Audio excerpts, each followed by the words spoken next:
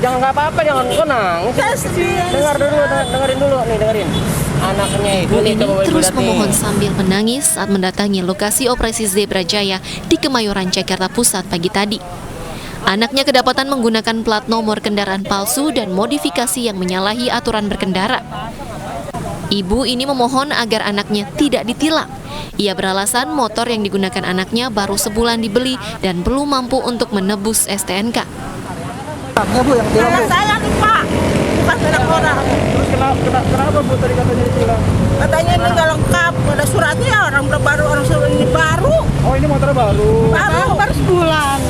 Kamera Mau ngambil STNK-nya harus ada uang 500.000. Ya belum ada uang. gimana Bu? Ini anak saya sekolah Pak. Pak saya nggak mau tahu, anak saya kena SP, Bapak tanggung jawab. Petugas akhirnya memberikan dispensasi dengan tidak menyita sepeda motor, namun polisi tetap memberikan sanksi tilang. Operasi Zebra Jaya juga berlangsung di persimpangan Fatmawati, Jakarta Selatan. Di hari kedua ini, lalu lintas berjalan tertib dan minim pelanggaran. Petugas memantau pelanggaran ganjil genap, knalpot bising, hingga penggunaan rotator atau sirine yang tidak sesuai aturan. Masih adanya pelanggaran, terutama knalpot bising, dan ada beberapa juga melanggar peraturan ganjil genap. Karena di wilayah kita ini, Fatmawati bisa dilihat adalah masuk wilayah ganjil genap. Antaranya tadi ada beberapa yang sudah ditindak ganjil genap dan knalpot bising. Operasi Zebra Jaya akan dilakukan sepanjang hari, mulai pukul 6 pagi hingga 10 malam. Pemeriksaan akan berlangsung di seluruh penjuru Jakarta dengan titik razia yang berpindah-pindah setiap hari. Tim Liputan iNews melaporkan. Polisi mendatangkan tim dari agen tunggal pemegang merek atau TPM untuk memeriksa mobil Vanessa Angel. Pemeriksaan dilakukan guna melengkapi berkas pemeriksaan tersangka Tubagus Jodi.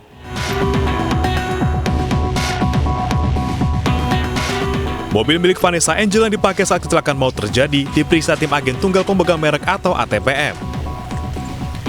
Pemeriksaan dilakukan di halaman belakang kantor Satlantas Polres Jombang, Jawa Timur secara tertutup.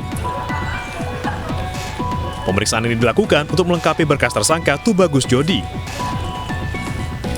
ATPM menjadi tim ahli yang bisa memberikan petunjuk mengenai kondisi mobil sebelum kecelakaan terjadi. Sementara pengemudi mobil maut Vanessa Angel Tubagus Jodi ditetapkan menjadi tersangka 12 November lalu. Ia ditahan di Polres Jombang selama 20 hari dan terancam 6 hingga 12 tahun penjara. Tim iNews melaporkan. Pemirsa, polisi kembali membekuk tersangka kasus pinjaman online ilegal asal Cina. Dalam proses penagihannya, para pelaku mengancam dan mengirim gambar asusila melalui SMS kepada peminjam.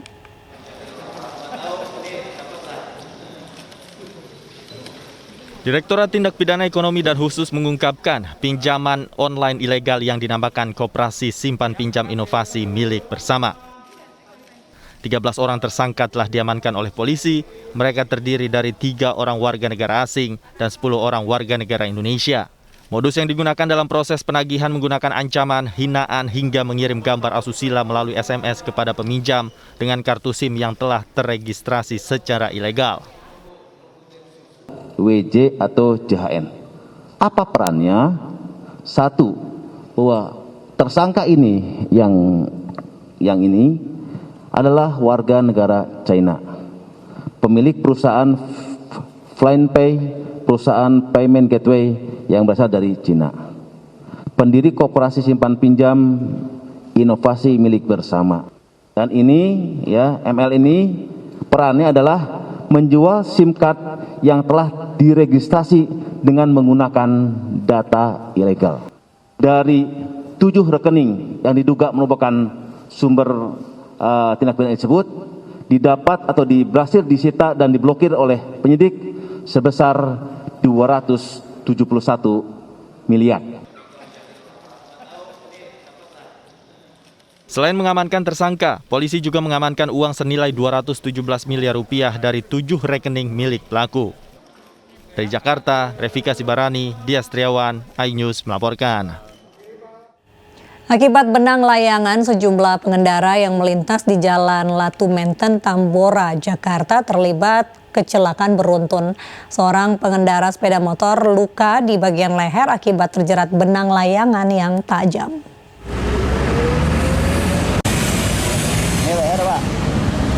Seorang pengendara sepeda motor ini mengalami luka di bagian leher akibat terjerat benang yang dipakai untuk bermain layang-layang di Jalan Latu Menten, Jembatan Besi, Tambora, Jakarta Barat. Peristiwa ini bermula saat pengendara motor yang melintas dari arah Grogol menuju Pluit tiba-tiba terjerat benang layangan yang melintang di tengah jalan raya tersebut. Pengendara motor itu langsung menghentikan laju kendaraannya sehingga sempat terjadi kecelakaan beruntun. Di leher, jadi saya berhenti, cuman saya nggak bisa berhenti juga karena di belakang ada mobil kan.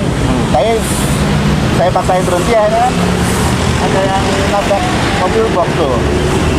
Kalau nggak berhenti ya udah ini. Putus Pak, bisa ya? Itu tajam nggak Pak benangnya Pak? Kenapa? Tajam nggak benangnya? Tajam.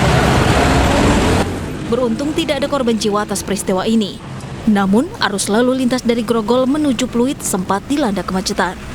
Dari Jakarta, Miftahul Gani, iNews melaporkan. Pemirsa, seekor buaya masuk ke lingkungan sebuah pesantren di Purwakarta, Jawa Barat. Keberadaan buaya muara membuat pimpinan pesantren khawatir bila sewaktu-waktu menyerang penghuninya. Bangun dulu, nyantai dulu. Penghuni pesantren Ad-Duha di Desa Mulia Mekar, Purwakarta, Jawa Barat dikejutkan dengan kemunculan seekor buaya di lingkungan mereka. Awalnya santri sempat mengira buaya yang nyasar ke lingkungan mereka adalah seekor biawak.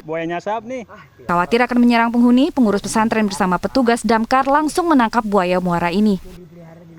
Makanya dari pagi juga sempat diwanti-wanti ke ibu gurunya. Ada ini jangan main ke sini. Biasanya anak suka ke sini nih, ngambil belalang-belalang. Udah diwanti-wanti, pas siang ternyata lebih berbahaya, bahaya. Petugas menduga buaya yang masuk adalah peliharaan warga karena posisi pesantren yang jauh dari sungai. Kebetulan mereka juga ada dua dilema, ada yang mengerti tentang aturan pemerintah bahwa buaya itu binatang yang dilindungi, ada yang menyangkut pautkan dengan mistis. Jadi karena tidak ada habitat untuk buaya di sana, takutnya bukan sembarangan buayanya katanya. Jadi minta tolong ke kita untuk dievakuasi. Setelah ditangkap, buaya sepanjang 1,5 meter dan berat lebih dari 20 kg ini diserahkan ke pihak BKSDA Purwakarta.